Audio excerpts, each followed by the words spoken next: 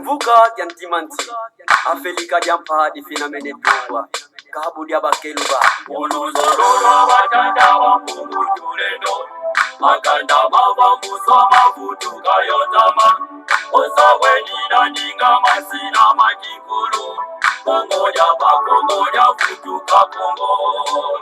Uluzorora Watanda Wapumutuleno, Makanda Mavamuso Mafutu Kayotama, Osaweni Nandinga Masina Makikulu, Kongo ya futuka Kongo. Afrika ya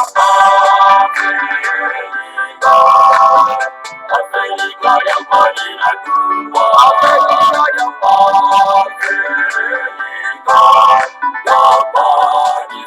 Mene Tumba. Afrika ya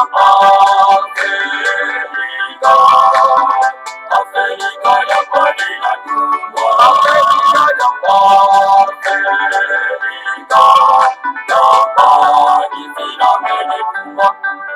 Efi ambayo vita tetima na kukongo Ipanza kya Kongo yekivuka kya Ntimanti. Efi ambayo vita tetima na kukongo Kongo ya futuka Kongo. Efi ambayo vita tetima na kukongo Ipanza kya Kongo yekivuka kya Ntimanti.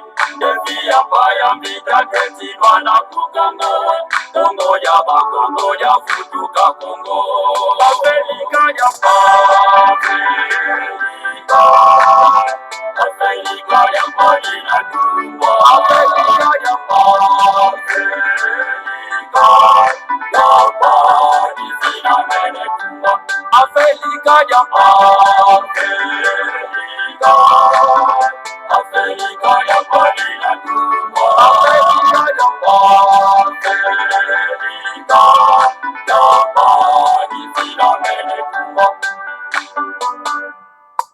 Zakuna tantuza sosina katula Uluzolola batata makungu tuleno. Siku mina zone za kwanza zinatungwa Yevuka na ukivuka kya Ntimanti. Zakuna tantuza sosina katula Uluzolola batata makungu tuleno. Siku mina zone za kwanza zinatungwa Yevuka na ukivuka kya Ntimanti. Afrika ya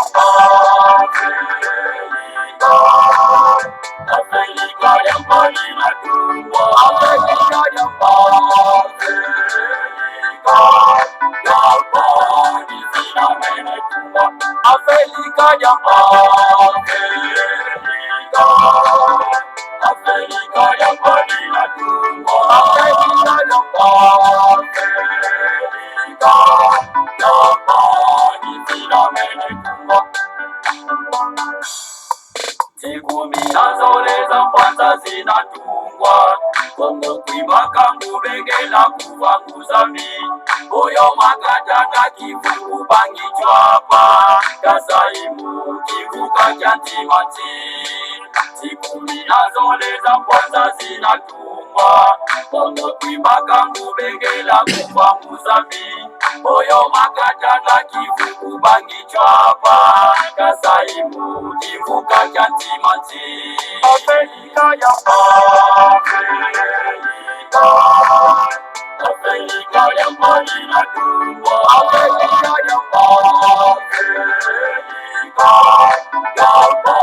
Madina Mene Tumba. Afrika ya Afrika ya Madina Tumba. Afrika ya Madina Mene Tumba.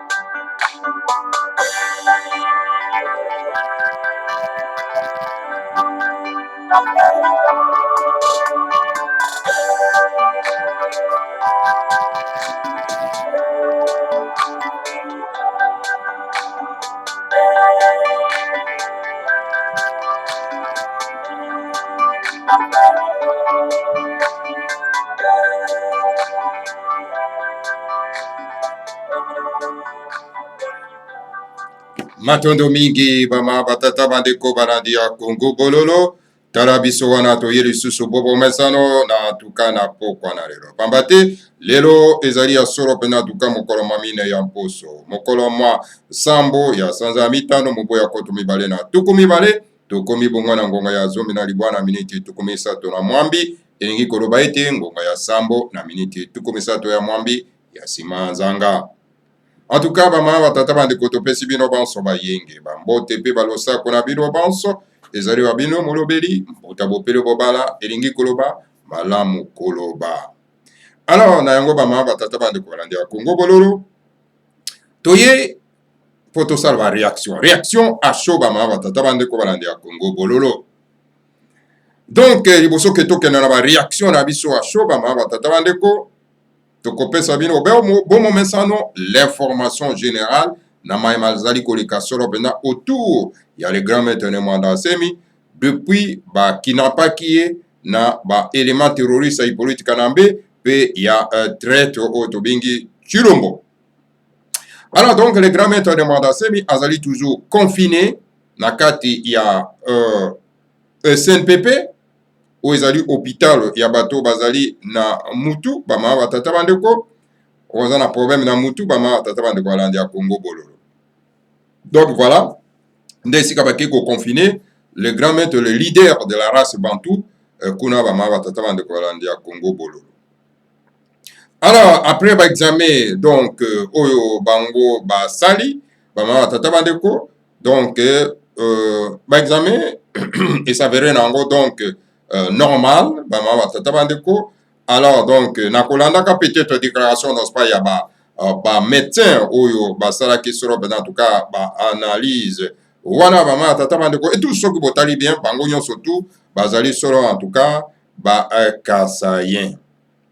Alors donc na résultat final na bango balobi que non écoutez le grand maître Mwanda Nsemi aza na problème donc na mutu compte tenu non pas ya ba accumulation ya ba stress oyo en tout cas bama batata bandeko et salaki ete en tout cas akoma na niveau wana ya ko memaye solo en tout cas na CNPP wana ba médecin ya gouvernement d'occupation et gouvernement ya traitisme ozali kotambusa masolo en tout cas na monsieur Chilombo. Voilà bama batata bandeko wana lisanga timati. Voilà information on a repéré Sabino concernant les grands maîtres de Mwanda Nsemi et sur le déroulement il y a confinement naie nakati il y a CNPP. Et deuxième information on a repéré Sabino toujours bama batata bandeko ezali solo en tout cas moto babengi Kasongo. Kasongo azali soi-disant le général de la police, inspecteur de la police entre guillemets. Parce que M. Kasongo, Azala qui est de l'autre côté, nakati ya armée, entre guillemets, armée. Parce que quand je dis entre guillemets, je veux dire donc armée. Parce que dans un pays occupé, on ne peut pas avoir l'armée. Dans un pays occupé, on ne peut pas avoir la police. C'est pour cette raison, dans un web Sabino, toujours que entre guillemets. Et sengeli moko na biso akoti akana mutu. Ete mboka ya Congo ezali sous occupation ya minorité Tutsi. Et d'où viennent tous ces minorités Tutsi? Bauti na Uganda, bauti na Burundi, bauti na Rwanda, pe bauti na Tanzanie et les autres bauti na Zambie, bama batata bandeko. Et sengeli moko na biso o azali un esprit patriotique pur dire akoka koyeba yango. Nous sommes dominés, occupés par cette minorité et Tutsi, il y a coalition Tutsi bama batata bandeko. Alors donc, lorsqu'un pays est occupé, dominé, et que ce peuple-là est chosifié par cette domination, cela veut dire que ce pays est occupé. Alors, dans un pays occupé, on ne peut pas avoir la police. Tokoki ko soit armé. Parce que ce côté na carte armée est dominé par cette coalition Tutsi. Les généraux qui sont dans l'armée, ce sont des généraux de la coalition Tutsi. La police, notre police nationale,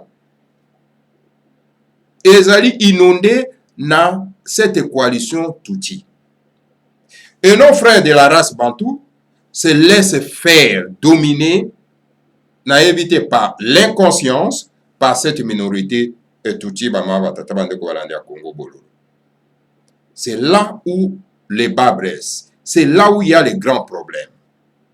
Et bango surtout wana o bandeko na biso oyo bazana kati wana baza ko répondre aux ordres de cette minorité touti. C'est-à-dire qu'ils ont perdu la valeur, ils ont perdu la personnalité ya mboka na bango.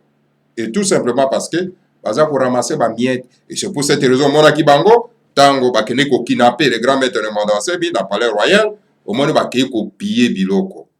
Bakei ko yiba même fufu. Koyiba saki ya makala alors koyiba meme bakwanga ozomona ete ezali pitié et kiadi pama batata bandeko.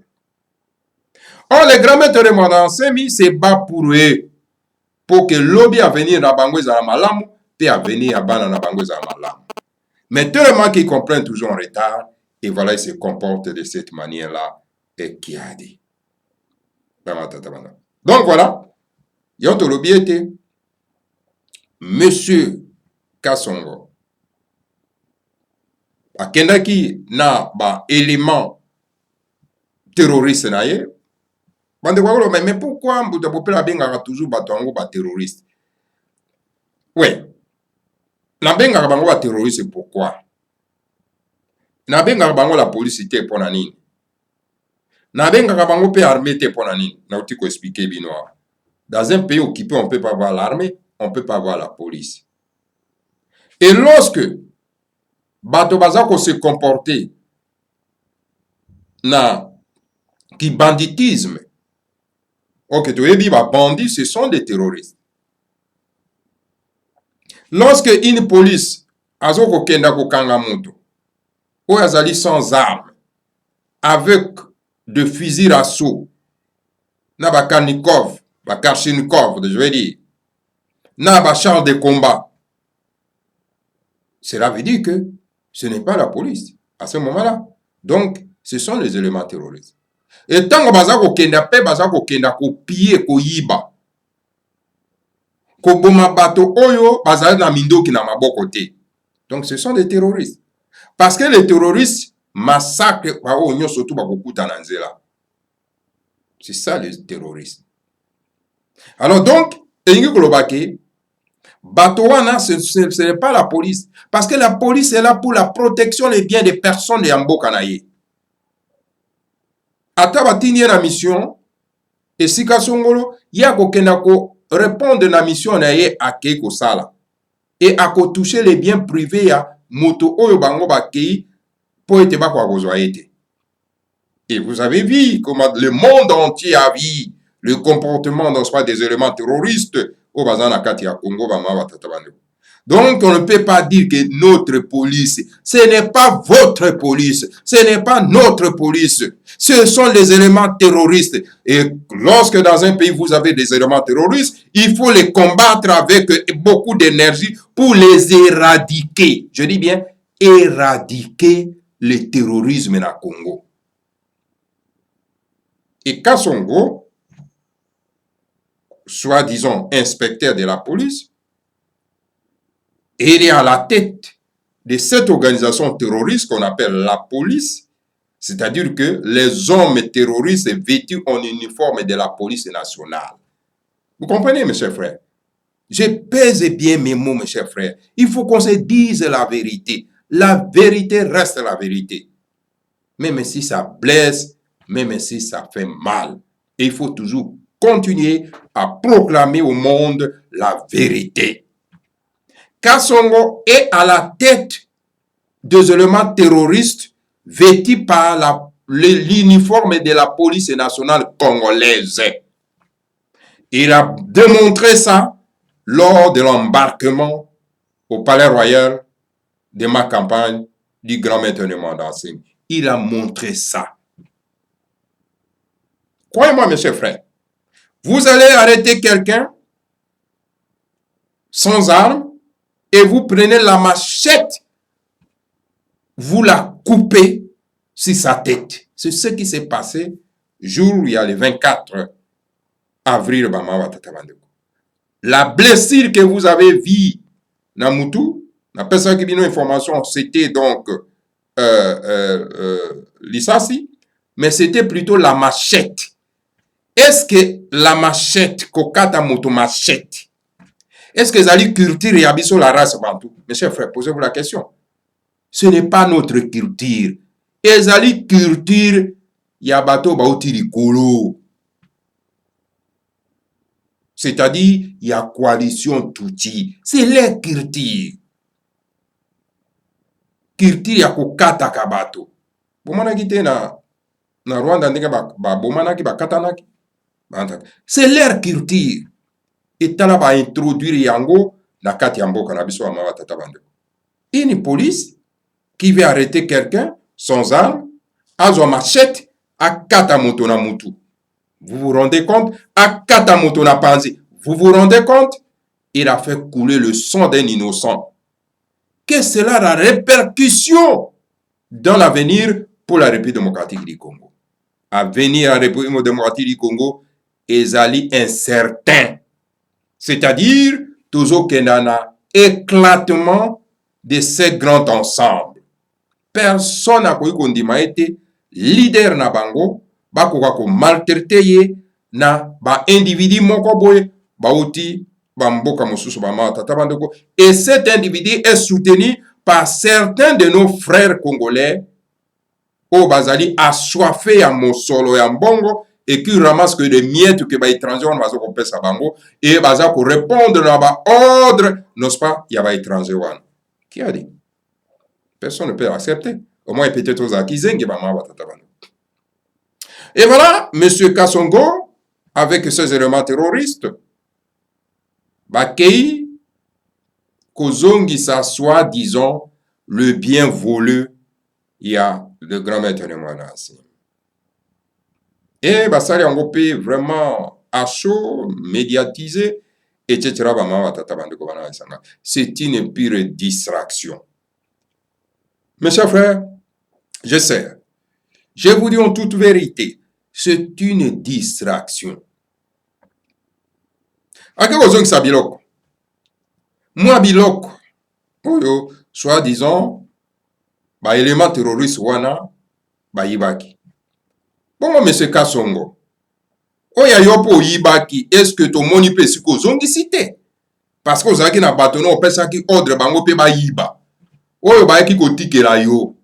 Et sengeli po, olakisa biso, place oyo kei solo pena kotika yango. Voilà les comportements des bandits. Alors, nous avons l'obligation donc d'éradiquer donc des bandits, des criminels, des assassins, des terroristes dans notre pays. C'est une obligation de chaque citoyen congolais. Et c'est une obligation de chaque citoyen, il y a race bantou. C'est une obligation, il y a chaque citoyen, il y a mabota mabiso, ou ezali kosala la République démocratique du Congo. Car la République démocratique du Congo est la sommation de toutes les tribus de la race bantou. Voilà. Voilà, information. Yami Bale, na kwa iko pesa bino, à chaud, bama tata bandeko, en distraction, wana bomonaki, ya Kassongo, avec ces éléments terroristes, bama tata bandeko, na dia Congo bolo. La question que j'aimerais me poser, et vous posez vous autres, mes chers frères et sœurs, est de savoir pourquoi bandeko na biso race bantou balingi à tout moment protéger mopaya oto bengi politique kanambe. Monsieur Kassongo, est-ce que vous évitez que monsieur Hippolyte Kanambe, alias José Kabila, le faux Kabila, c'est un tout Rwandais? Oui, mais quand même, monsieur Kassongo, tu ne peux pas quand même se laisser humilier comme ça devant cette coalition Touti, à moins que peut-être yo osala aussi de cette coalition Touti, monsieur Kassongo. Ce qui réellement oyebi que moto babengi politique Kanambe, alias Joseph Kabila, le faux Kabila, C'est un étranger. Mais pourquoi le protégez-vous? Pour n'ani vous protéger. Oh, la première personne qu'il faut humilier, c'est ce monsieur-là, cet usurpateur Hippolyte Kanambe. Ce n'est pas votre frère de sang de la race bantou, Nemwanda Nsemi. Mes chers frères et sœurs, esengeli mitu na biso ebanda no kosala pona ete tokoka koyeba ndenge nini tokoki kodéfendre notre terre ancestrale, notre terre et unique terre ancestrale oyo batikelaki biso bamama batata bando. Voilà un peu wana ezali info nakoki kopesa bino mama batata bando. Deuxième information nakopesa bino mama batata bandeko, Mukuna a moto créneau. Mukuna qui a déposé plainte contre Hippolyte Kanambe, le faux Kabila, bama tatabandeko na ba crime oyo a commettre sur en tout cas na Congo. Akene ko déposer plainte na parquet. Est-ce que ça dit théâtre? C'est une réalité. On verra le jour J. Mais parmi le chef d'accusation, Oyo M. Mukunazako Sala contre Hippolyte Kanambe, a rénuméré wana bama tatabande ko zali belé. Bokena ko tala ngo bokomona bino moko. Je passé vraiment de temps pour na ko rénumérer ngo mena ko zwaka ka biloko ya bosani. Mukuna bosani solo pena en tout cas koloba ete Hippolyte Kanambe a usurpé le nom ya bana somi ya mboka Congo, c'est un étranger, un imposteur. Or, la charte des Nations Unies elobi ete mopayo koki kokenda kokonza mboka ya bato mususu te. C'était le cas ya mboko tobengi Pérou. O esika wapi moto babengi solo pena en tout cas Fujimori akendaka kokonza ba péruvien. Et tango ba péruvien baya koyeba ete c'est un usurpateur mopaya. Alors donc ba bengana ki na bokonzi ba tikala ki wana te ba landa ki e solo pena en tout cas na ko se referaka na charte des Nations Unies pa ma tata bandeko et jusqu'à ce que ba kangaka ye ba tiaka ye na lubwako. Alors biso bana somi ya mboka ya Congo tokoki kotikala exception te ba ma tata bandeko balandi ya Congo bololo. Alors donc yangwana Mukuna esengelaki a inséré na chef d'accusation na ye donc usurpation oyo moto babengi Hippolyte Kanambe asai na mboka na biso ya ma tata bandeko.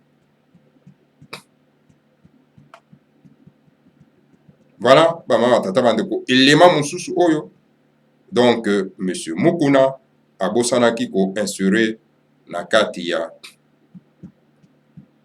ba chef d'accusation na ye contre Hippolyte Kanambe le faux Kabila. Voilà information tokoki kopesa bino yango wana mama tata bandeko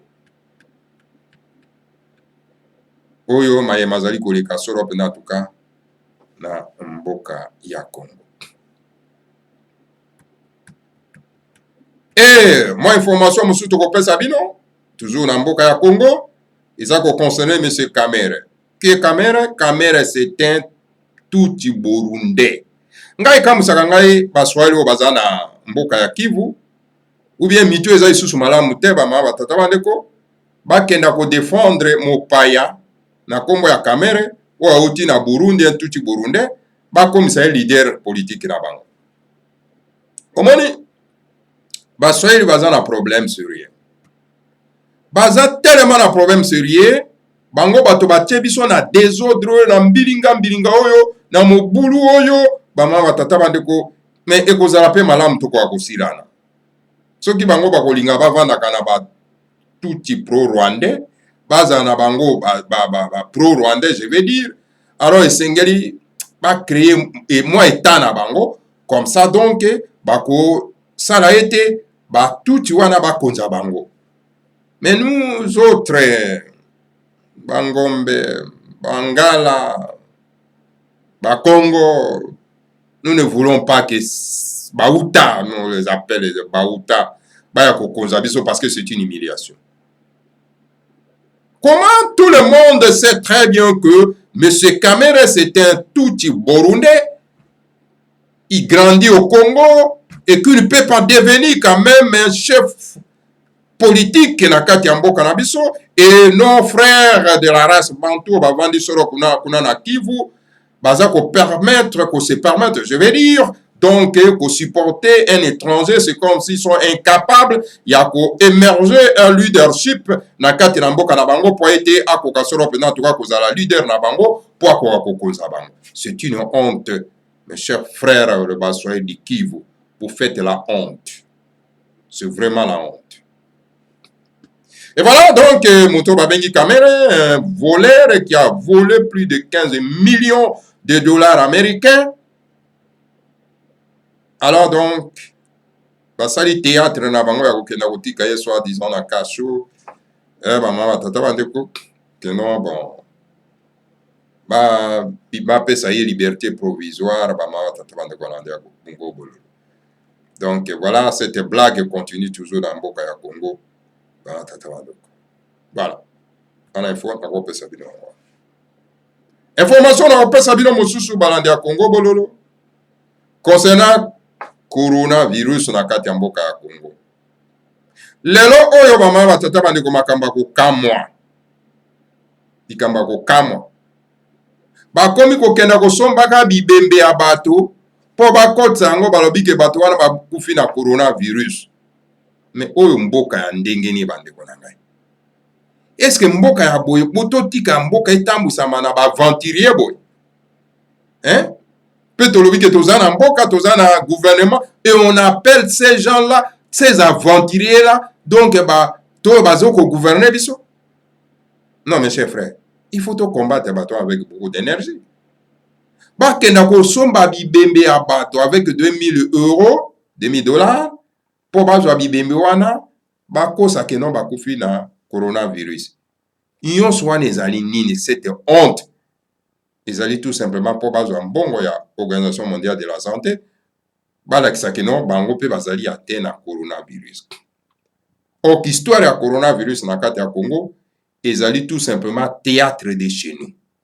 Mes chers frères, c'est un théâtre. Bazoko traumatiser notre peuple pour rien. Et notre peuple est traumatisé. D'abord, va traumatiser bango na nzala. Ba ko traumatiser bango na ba confinement moko inutile. D'où la maladie est quasi inexistante na kati ya mboka wana. Mais quel est ce peuple-là? Quel est ce gens-là qui doivent se comporter dans le 21e siècle na monde de wana matata. Et mais notre peuple, bazako pousser ye solo pendant la révolte, et notre peuple est incapable de se révolter. Tantôt bakena ko futa bango moi $500 pour bakena ko acclamer Hippolyte Kanambe mabe. Tantôt bakena ko futa bango moi quelqu'un bongo pour n'être bakena ko lokota bibembe na ba morgue pour baya ko pesa bato wana ba donc ba rassembler ango et comme solo pendant en tout cas et que bato wana bakufi na bokono oyo ya fleu ya mokili mobimba mabe. Alors quel est ce peuple-là? Et le peuple est incapable de se révolter. Est incapable de se révolter devant cette situation grave. Alors donc, voilà, maman tata bandeko. Les mususu pe usoko tali malamu pe faute ya pe prêter, faute ya ba panzi sango. Bazon kusala musala ya éveil patriotique. Ya kolamusa ba imboka te bazola sa bandeko na biso ne pongi ya ba bébé. Ya mwanto kosenga na bino bolandaka Congo bololo po bolamuka malamu po boyeba ko s'occuper na mboka na bino ya tata bandeko balandi ya Congo bololo. Voilà un peu information oyo concernant coronavirus na kati ya Kinshasa. Donc bato oyo baza kokamba mboka illégalement bakomi kokenda kosombaka bibembe ya bato mpona ete bakosela bibembe wana makambo ete bakufi na ba coronavirus. Et le propriétaire ya bibembe wana bakomi ko donc ko s'opposer ko revendiquer bakoro ya bandeko na bango oyo baza ko incriminer bango pour rien. Tata bandeko oyo mboka ndenge nini bato bazoseka biso bekoseka tokosuka boni na makambo oyo tata bandeko. Bon, voilà ce que je voudrais quand même ce soir ya ko informer bino. Alors toke siko ba mama tata bandeko na éveil patriotique oyo esalemaka epai na biso na kati na Congo bololo mpe oyo elamusaka bayimboka ya mama tata bandeko na kolandaka solo mpenza le grand mateya ya le grand éternellement dansé bama tata bandeko balandi ya Congo bololo nalandaki avec consternation bama tata bandeko tango moto oyo Kasongo na ba élément terroriste na bakendaki na palais royal mpona ko soi-disant ko remettre les biens. Bolandaki déclaration ya moko ya Kasongo ndenge atangaki. Il appelle donc le grand maître de Montansemi un gourou. En tout cas, les amants mingi. Alors azako benga bundu dia Congo alobi c'est une secte.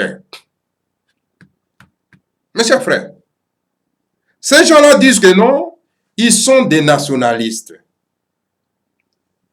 Un nationaliste qui est incapable de défendre biloko ba valeur ancestrale naye, qui est incapable de défendre biloko oye bimi na mabele naye, azako défendre de biloko bapaya. Et il dit qu'il est un nationaliste. Non, vous ne connaissez, ou bien peut-être c'est le français qui est trop difficile pour vous. Alors c'est pour cette raison, vous avez biloko wana. Hein? Alors, maman, tata bandeko bana esangati mati, to expliquer dans le loko babengi secte. Une secte c'est quoi? Tout le bango na linga. Secte ezali nini? Secte ezali donc lingomba oyo et se détacher na lingomba ya ebandeli. Lingomba et se détacher na lingomba mère. Babengi yango secte. Mes chers frères, police oyo asalaki déclaration bo pesa Congo bololo yo akoka kolanda. Pas d'explication à secte. Alors donc, et total asiko le christianisme euti wapi. Le christianisme euti na judaïsme. Judaïsme qui est la religion mère ya bayuda. Et pas wapi prophète Otobengi Emmanuel alias Jésus-Christ.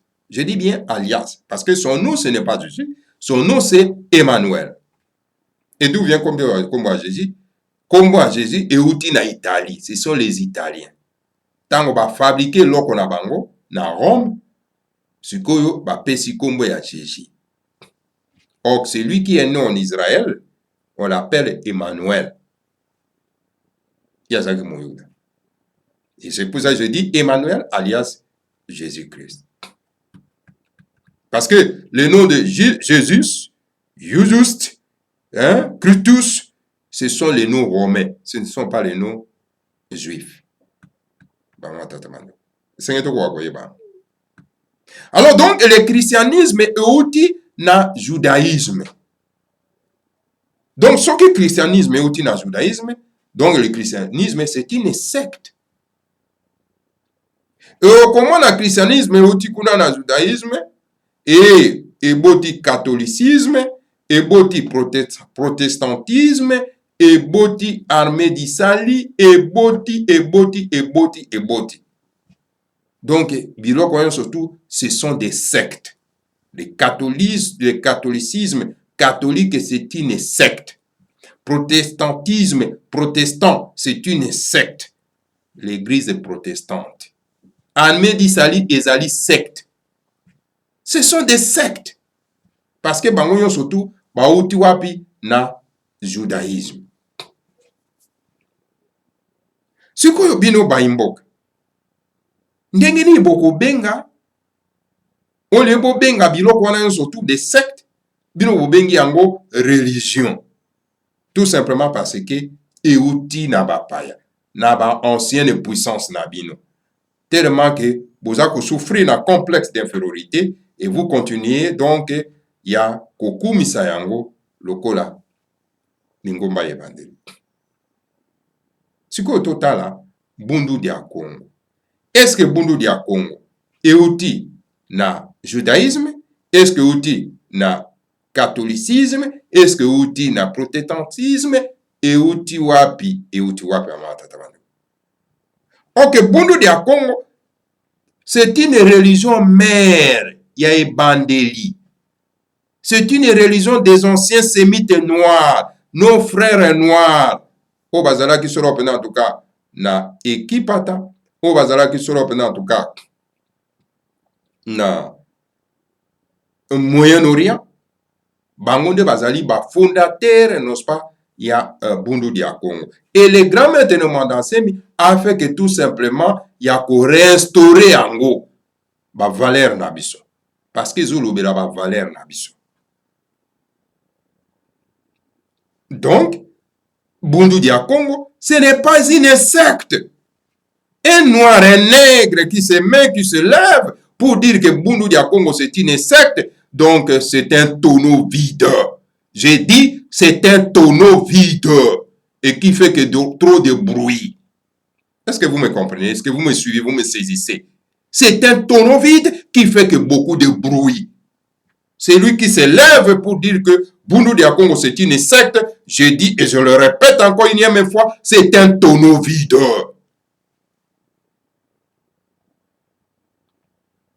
Et na kati ya Bundu dia Congo, bama tata bande ko bana dia Congo bololo.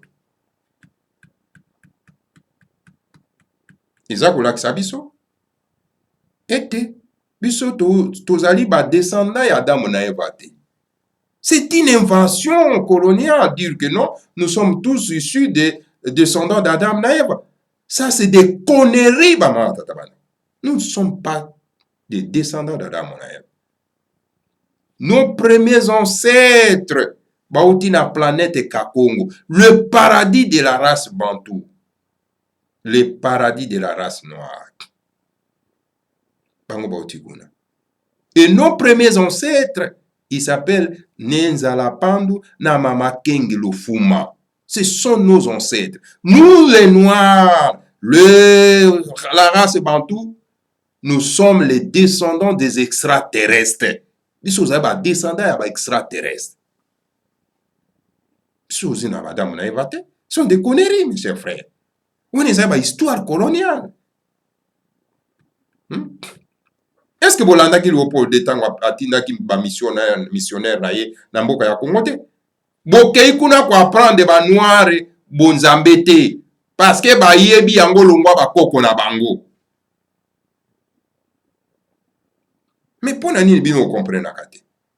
Et une police histoire ya boeza ko échapper ye a ko défendre mabele na ndenge nini. Et c'est même pour dire que Bundu dia Congo c'est une secte. Et que ne Mandansemi, c'est un gourou. Oh, Mandansemi, qui incarne les valeurs ancestrales Nabiso, ou aïe qu'on restaurer les valeurs et abako Nabiso, il devient un gourou. Oh, que le gourou c'est un bongo, parce qu'il incarne les valeurs étrangères. Le dieu étranger. Il est d'abord le citoyen romain. C'est un gourou. Et voilà, un policier, mais lorsqu'un policier n'a pas la valeur morale et spirituelle, il se comporter comme un brigand et c'est un danger public. Il va défendre bande qu'on a été parce que na moutoune a côté que non, ah, ba noir, ba outi, ba descendant. Yachem, alors donc, cher maman soki motakala papa na ye ndenge bango balobaka, donc il est maudit. Alors donc le peuple maudit ne peut pas s'aimer, alors ne peut pas défendre leur territoire. C'est ça. Mais lorsque vous êtes dans Bundu dia Congo, ces histoires-là, elles allaient donc refuser, refouler. Et na tango wana, boyebi citoyen na bino, siko bokoyeba komi batela ko se protéger, pe ko se défendre. Mes chers frères, vous avez des télévisions, vous avez tout ce que vous pouvez enseigner à vos frères et sœurs, mais vous refusez ya ko enseigner bandeko na bino. Vous êtes trop méchants. Trop méchants même, chers frères. Donc, Bundu dia Congo, c'est la religion mère. Yango mwana mvuluzi kembanga tika ke la kalobiete na zongi epai ya tata nzambe ya Pongtolendo na ko implorer ya ko tinda soro pena tuka mutu mususu po ya ko sa mission na ngai, c'est-à-dire ya ko enseigner la mystique Congo bunzambe na biso pe moto yango akokoma livre et santu na biso o epa pe mabomba mi mabiso mazana kati. Mais moto yango oyo mvuluzi kembanga pesa ki elaka ete akoya sene manda semi enseigner azako enseigner la mystique Congo. Pe a commis le livre saint de la race noire qu'on appelle Makongo et Makaba. Et tant moto aye ko zongi sa valeur na bino. Tant ndenge bozo okenda ko humilier na biso abato. Et le monde entier, oh ba yebi valeur les grands maîtres de Mandansemi. Bazolo ba tout simplement na mitema na bango. Voilà, ces gens n'ont pas encore changé. Donc na kanisi vraiment ngona biso ekoki ya kosila na bango. Voilà moto aye ko libérer bango. Tala ndenge baza ko humilier yi. Bazolo ba yango. Mais bateau baza un esprit saint, bah qu'on comprendre que non, les étrangers baza ko se monke na biso abi la barbarie et peuple oyo et sili na noté. Donc un peuple barbare et sengeto exterminé ba. Moni phase oyo ezali boso na biso ya bapaya baza na yango pona ko exterminer biso. Avec ce comportement, alors donc mes chers frères et sœurs, tokozala exterminé. Mes chers frères, esengeli biso baindo to lingana no biloko na biso moko.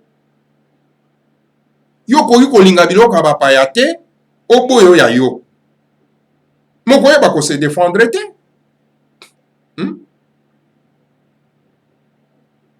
Bozo kokenda ko kanga moto lokola ne Mandansemi na brutalité ya ndenge wana. Ono asali rébellion. Bomona wapi na mokili oyo moto asala rébellion na mabanga.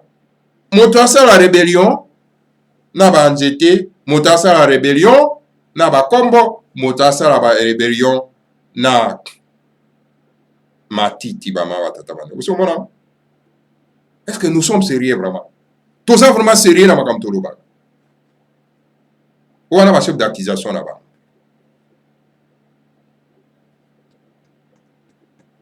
Mais c'est grave.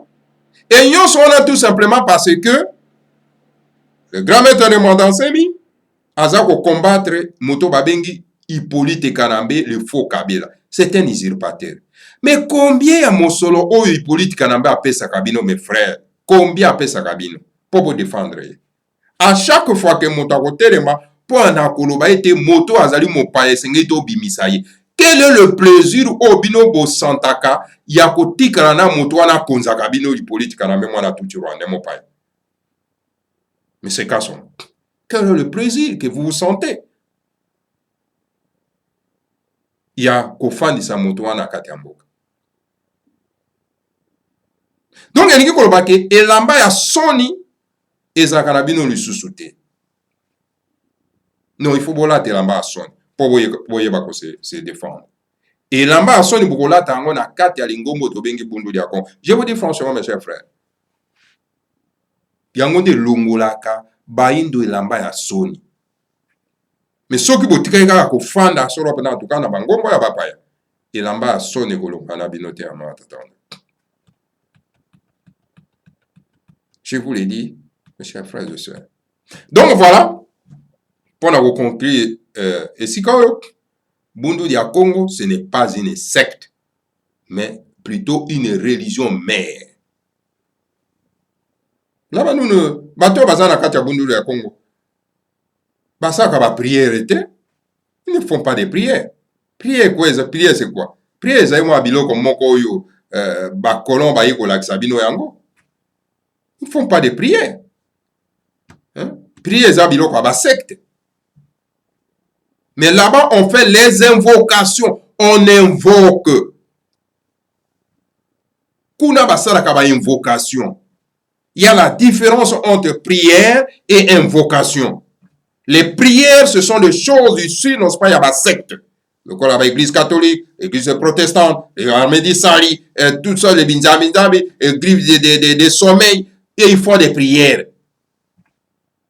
Ils implorent les diables. Mais tandis que dans Bundu dia Congo, qu'est-ce qu'on fait? On fait les invocations. Ces invocations, ils sont au Kenya direct et pas le Seigneur à Congo. Ils sont au Kenya et pas Yabako Konabiso Balunga, Bazanamokina Molimo, ils sont au Kenya solo en tout cas na bisimbi ya mopepe ya mai ya mabele ya moto bama tatamande kwa ndia Congo bolo. Et là, toza kokoma na nguya. Na nguya. Mais siko bino bozako diaboliser eloko ya bino moko. Oye ko pesa bino nguya. Mais bozako préférer ko embrasser biloko ba paya. Biloko ba tintin. Ça ba tintin. Okomona mota telemi, asako diaboliser na ye Bundu dia Congo pendant ka yebi Bundu dia Congo te. Na mona ki moto ba bengi tambwe. Tambwe ya kendaka chaque fois ko interviewer les grands maîtres de Mandasemi. Azala ata na capacité te ya ko apprendre. Makamwe pas les grands maîtres. Ah, c'est malheureux les nègres. Azo ta ba livre yo e komami na les grands maîtres kwa kotanga pa apprendre à comprendre et l'autre côté. Mituna kotuna bosambela kanini kuna. Bosambela kanini kuna. C'est-à-dire bango des nègres aliénés, le sambo il faut qu'on ait dans l'église catholique. Na secte catholique, je m'excuse d'ailleurs pour bien en église.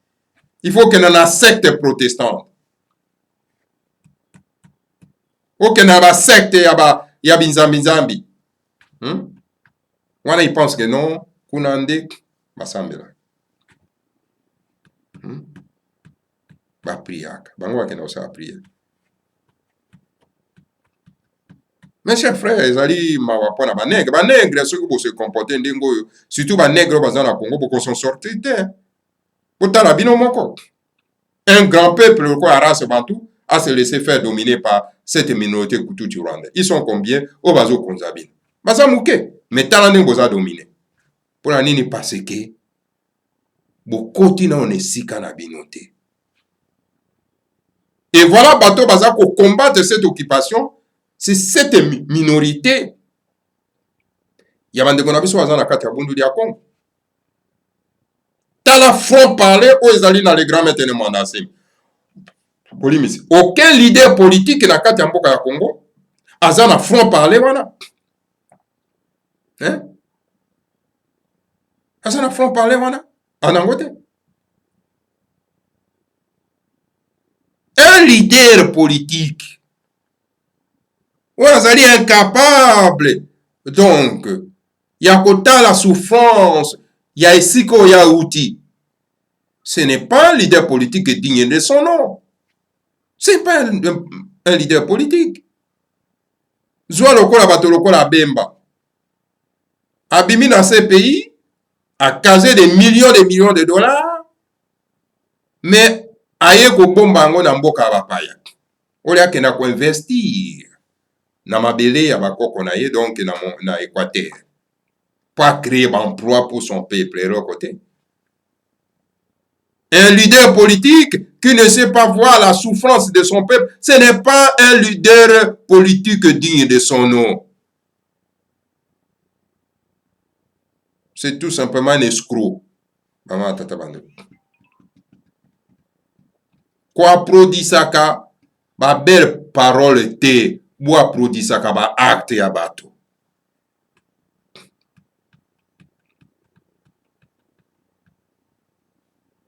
Boa prodisaka la vérité. Bozaka na côté ya vérité. Okomona bango, pona ko diaboliser moto, le grand maître de Mandasemi, va traiter de tribalisme. Des tribalistes, je veux dire. Oh. Ah, tribaliste, hein. Bongo sikoyo moto alobaka na Congo bololo. Aza Mongala, aza Ngombe. Oh. Mais bino bolobi ke non de Mandasemi azali tribaliste. Bongo sikoyo ndenge ni aza tribaliste, mais moto kuna alobaka kuna na Congo bololo. Oyo aza ko sala mosala ya kotombola solo pena en tout cas le grand maître de Mandasemi, mais c'était mon gars. Et c'était un Ngombe. Okuti kuna Mbuta Mayenge, c'est un Ngombe. Oazo kolobe alikamba le grand maître de Mandasemi. Okuti kuna Mbuta Basombo. Okuti kuna Mbuta Otiabin. Yo bango surtout bangombe bato bangala bato Équateur. Bon, c'est quoi accusation oyo? Ils vont vous poser même la question. Bon, c'est quoi accusation oyo bosaka si les grands maîtres de Mandasemi que non azali tribaliste. Et utaka wapi? Et utaka wapi? Ce sont des accusations imaginaires fantaisistes. Yamana balobaka na lokota bapaete. Lorsqu'on veut noyer son chien, on l'accuse de rage. C'est ça. Parce que cette vérité, oyutake par le grand maître de Mandasemi, bato amolili balingaka yango te, bato amisala mabe balingaka yango te, bandoki balingaka yango te, bandoki babidongolo miso. Mais tokondimisa bino yango na makasi, bolinga te. Car la vérité reste que la vérité. Même c'est votre ennemi qui est l'a proclamé. Et le mensonge reste le mensonge. Attends, moi, so yo linga kaza ko tanga, soro penana kitoko na yenyoso, alobi lo kuta, ekote ko be lo kuta. Bama tata bande. Donc, yango pe tozako meka ko interpréter bande ko na biso bazana kati na bundu dia ko. Soki motaza ko loba bolzo ba ya ndenge wana na miso abato. Okay, non, secte bundu dia Congo. Il faut qu'on interpelle. Non, attention. Oza kolobane eza bozoberi. Parce au benga les grands maîtres gourou, il faut qu'on interpelle, attention. Parce qu'azali ignorant. Alors, na ignorance na ko risquer lati sabato yon surtout. Ma sa ba embarquer bato yon surtout na ignorance na yewana. Na kozanga koyeba na ye. Na motoli bokolo na ye, na kitono vide na ye. Na kitono vide na ye. Ezo sala bruit makelele. Ça m'a tout y passe. Bama tatamane. Donc voilà un peu bama tatamane ko. Eloko o na lingai ko interpréter na bande ko na biso na sika na bama tatamane ko. Donc to fungola miso. Tozo kene na suka na mission na biso alelo, tozaki mwa molai, esingai kozaka mwa molai bolimbisi pona yango. Donc, pona ko kene na suka na biso ama tata bandeko, tolingi to interpréter bandeko na biso ya Congo dia kati. Mes chers frères, naza ko rappeler bino toujours l'histoire.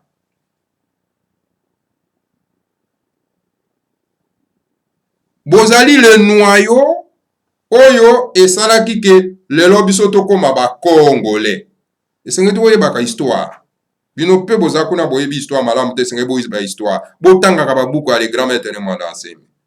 Bozali les noyaux. Donc en 1885, il y avait que le Congo central, le Congo d'Acadie. bangala bazalaki na mboka na bango. Banani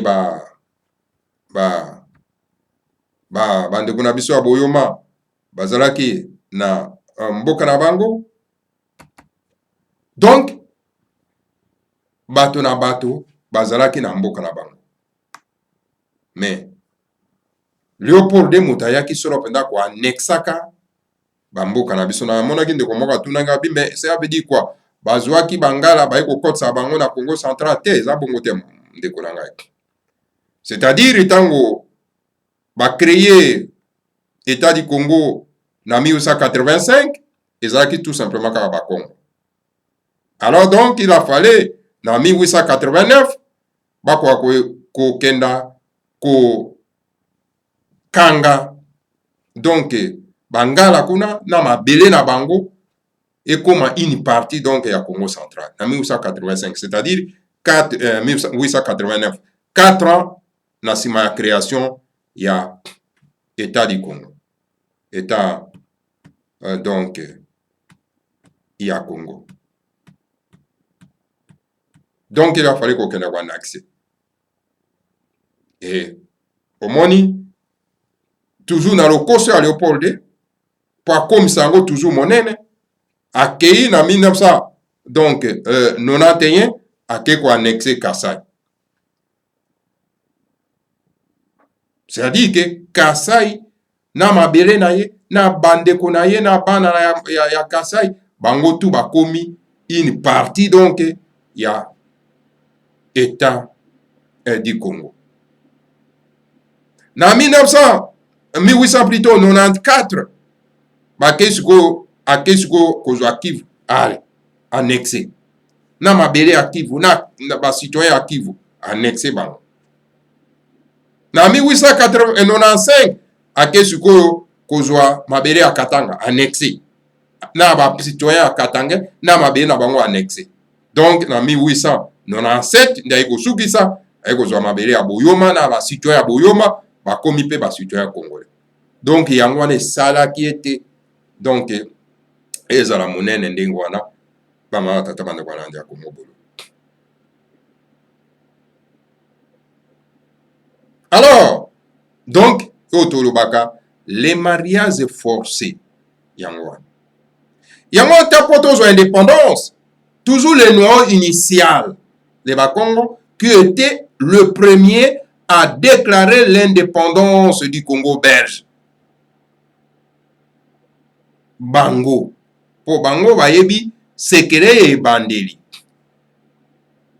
Botakasa vubu. Ouazalaki donc, moto oyo a telemaki pona ete kosengali pendant les droits des premiers occupants. Alors, les gens oyo tozali na occupation, na colonisation, en coalition touti. Toujours encore un autre Mokongo, parce qu'il connaît les secrets. Biso toyaka tout simplement ba annexer, biso ba annexer, biso soyebi secret yango ya colonisation te. Toyebi yango te.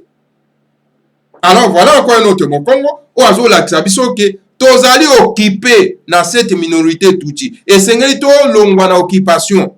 Toza koyoka te tozo sepelana na mwa ba miete oyo bazo kopesa biso. Tala tiro mazo sepelana na ba miete oyo politika na mazo pesa ye. Ya kanisa apesi présidence, ok. Atie wana mwa étiquette po azozela le moment venu po ete akwa kolongola ye kolia ye koko.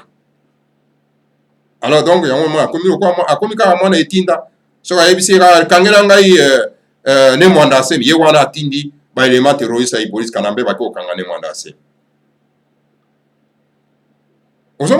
Parce qu'ils comprennent toujours en retard. Yango wana en tout cas, les Bakongo, bayebi sekere wana. C'est pour ça que la colonisation et la coalition touti, kaka mo Congo lisusu a telemi pour dénoncer cette occupation, cette colonisation. Alors c'est toujours le même au Congo qui va encore combattre la colonisation et la coalition touti, donc pilotée par le monde occidental. Pendant que les autres de nos frères ne comprennent rien, comment la Batundu, Babongongo, Bamakila, donc Bazali Simaya usurpateur wana, architecte ya coalition tuti bango bazo ko kanisa ete esengeli bavandaka wana mpo baganyaka kaka bamiete. C'est malheureux. C'est malheureux. Alors yango wana bantuka bandeko na biso ya bakongo, réveillez-vous pour que les autres bakoka kolamuka. Réveillez-vous. Défendez les grands maîtres de Mandansemi pour que les autres bakoka kolanda. Voilà. Mbela na ngai ka yango wana matata bandeko wana lisanga atimati. Mbela na ngai yango. Et mon message aussi, na yokaki déclaration ya moto babengi Matezolo. Matezolo un traître. Koya kopesa ba parole ya bonnes intentions. Ah, peut-être que moto yo a comprendre na retard akoka ko zwa ba parole yo ya bonnes intentions. Mais un grand combattant comme Boutabo-Pérou Bobala, qui jamais ko lata ba parole ya bonnes intentions, monsieur.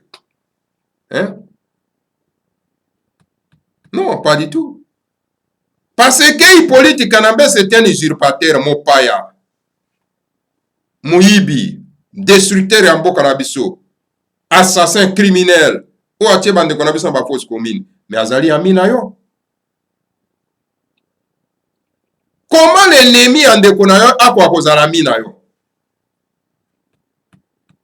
Comment l'ennemi en déconayo a cause à la mina yo? Donc, vous en avez c'est pas normal, ça. Or, Hippolyte Kanambe, c'est notre ennemi à tous, à nous tous. Et c'est qu'il faut combattre avec acharnement, en unissant nos forces.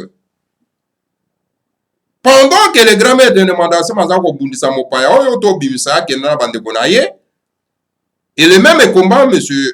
Etienne Tshisekedi wa Mulumba, à Salaki Yango, à Ibisaka, à Laurent Désiré Kabila. Et voilà les grands maîtres Nemanda Semi, Azako initié na biso. Alors, to sang sa ba force to bengana mopaya oyo, to zelatel iburu do akoma monene na kati ya Karibas. Alors ba ngolo ngwakala. Alors tala yo, vous allez ami à cet imposteur de cet étranger. Nyo swa nezanini. Na mutu no ezali mabelete, mezali mbongo.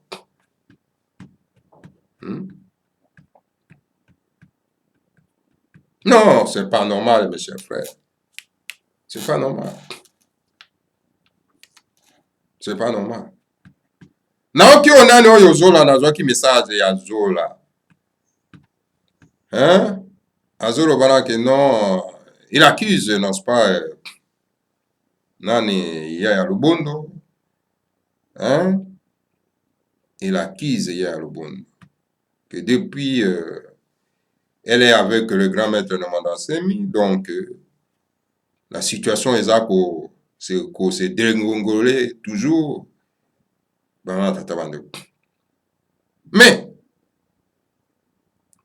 Hippolyte Kanambe, qui est l'assassin du grand maître de Mandansemi, mais Zola Basangana, tous ces mondes-là, sont les amis de Hippolyte Kanambe, qui est un étranger. Comment bato wana baza bapaya, baza baye ko bebisa mboka, bakoyi ko koma ba mina bino ndenge nini?